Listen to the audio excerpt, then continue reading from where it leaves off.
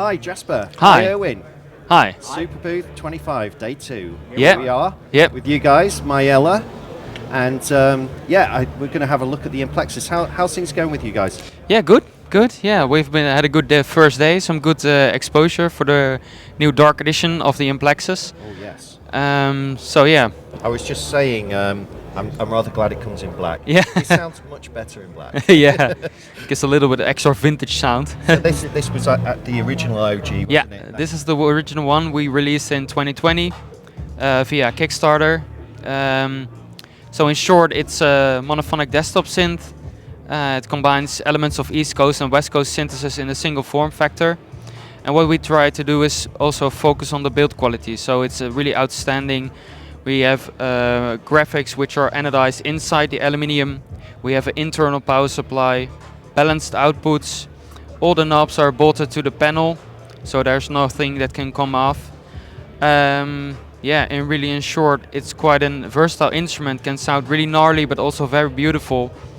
Yeah, I remember that this is quite distinctive. You're kind of backlit to show you what's going on with modulation and things like that. So the LED indicators will show you where the knobs are and what kind of modulation is going on. You can really see the shape as well.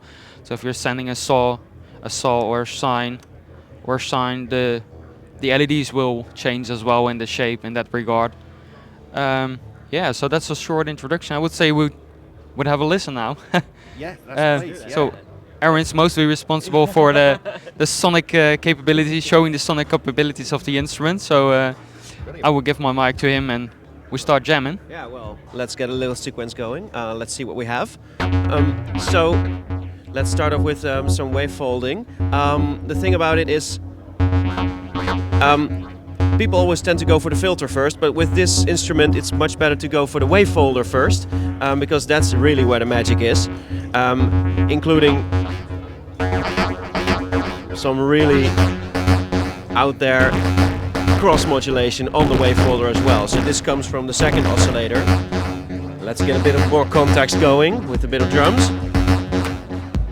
With our companion, the TR8.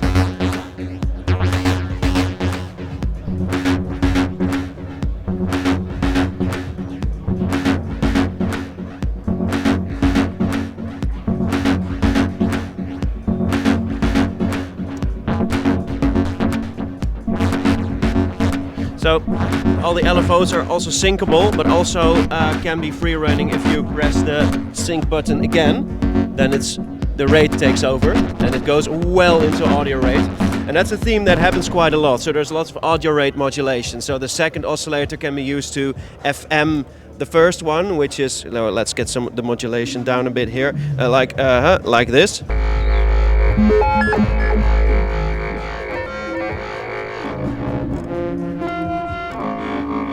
That sort of stuff, but also the envelope, the modulation envelope is also cyclable, and loopable. That's a better word, and that goes well into audio rate. So if we, for instance, send that to the filter with a bit of resonance, then well.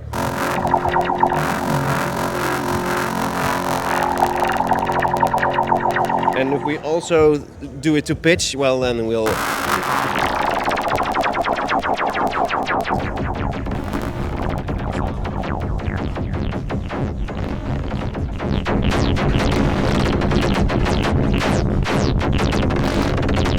So it can get really gnarly and out there, but because of the delay, which is like the LFO is also syncable, you can get into some pretty ethereal territory as well. So if we go like more in a higher range and tone down that modulation a bit, and let's see what we have. Oh yeah.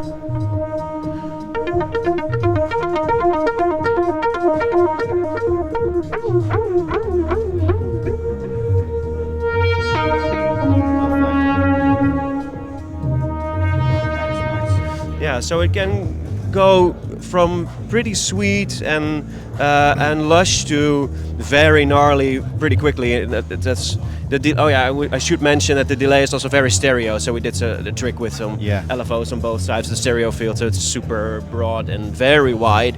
And there's no menu diving, is there, as such? When you was doing Not at all. modulation destinations, No. it's literally you just turn The only menu there is during startup if you want to change the MIDI channel. Yeah. And apart from that, there's nothing like, everything is always at the same spot, so it gives you really the opportunity to learn the instrument. And a lot of people are asking, why does it have presets? Well, you actually, no offense, but you really don't need it. If you have the instrument for like a week, you're probably familiar enough with it to just get along with it quite well. Absolutely. Yeah, the main idea was that it's really a performance instrument. So the idea is that you can take it to a show and always do something different. And I play live a lot, and I've thought it would be nice to have sort of a thing that can have sort of elements of both that west side of West Coast and East Coast territory, but also be really performable. And so we really designed it outside in. So we designed the layout first. So where should everything be? How does it feel?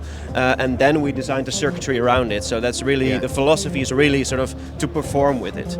So that's the thing. That's kind of what I got because I played with this very early on, and it's that East Coast where it meets the East Coast and West Coast, and that kind of rich timbral, harmonic, generous sounds that you can get from this, from the folding, from all that kind of going on. Yeah, we spent a lot of time getting the wave shaper and wave folder interact with each other quite well. Actually, we tried a couple of wave folders and wave shapers. And we found out that if the waveforms from the shaper are perfect, right, then there's not much of information coming out of the folder. So it was a kind of a perfect marriage between the two.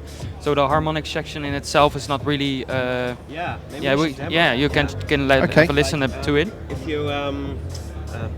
If you just a folder, let's do it a bit lower and with the filter open and no delay.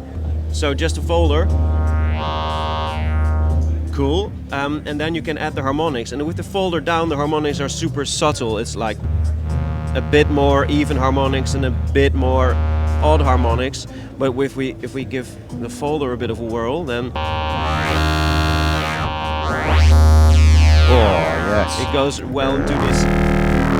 There's a surprising amount of low end in there as well, despite the amount of folding, where you would perhaps expect that sort of bass end to drop off a little bit. Yeah, that's also what happens quite often with wave folders, that they get like really metallic or really harsh. So we found a good combination between wave shaper and wave folder that's not too harsh, but still has like in the early stages of the wave folding has a very good low end as well. So that's also makes it very interesting for bass sounds, but also for leads. Maybe you also can demonstrate the bias. That's also a bit misunderstood by some people. The bias is an interesting one because it's the center point of the wavefolding. So if you imagine a wavefolder, you can see it here as well. Clips the wavefolder at the top end and the bottom end, but instead of clipping it, it folds it back into itself. And very nice. Yeah, and if you that's where the name Implexus comes from, actually. If you would sort of take the midpoint of that wave, you can do this with clipping as well. It's asymmetrical clipping, and in this case, you get asymmetrical folding, and it gives a bit different harmonic content.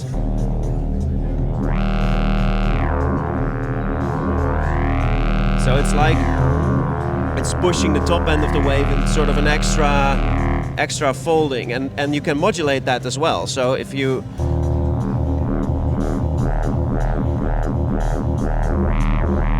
lovely. Yeah, and especially in combination with this, it gets a really weird sort of. Yeah, you can push it really far. Fantastic. So yeah, that gives it makes the range quite a bit bigger. Actually, the bias it gives a bit more to chew on. Yeah. So a fun fact now is that we haven't touched the filter yet. No. Okay. That's also like a thing with the Implexus that we wanted to get people a bit more familiar. Back when it was released, a lot of West Coast approach synths weren't released yet. So we thought it would be nice to get people a bit familiar with the West Coast synthesizers, and that's also why there are no LED rings around the filter. Actually wanted to design the Implexus without a filter, but then with the investigation of the wave folders that can become quite harsh, we thought we still needed to put it on there. but it doesn't have a LED ring, so it's not really about the filter, this synth. It's more about the wavefolding and the complex generator and the basic generator working in conjunction with each other. Yeah. The filter is no slouch either. I mean, it's still, the filter is pretty nice. If we go in that sequence again. Is it a 12 dB filter? Yes. Yeah. 12, yeah. Which is nice because again you retain that low end. Yeah.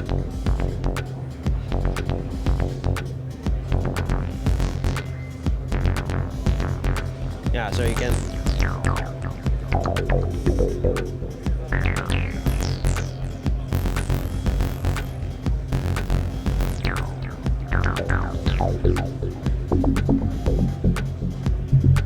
Oh yeah.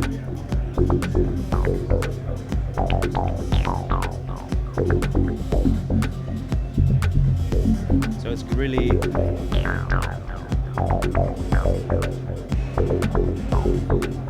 And it has a sub oscillator as well, so we can feed it really rich stuff.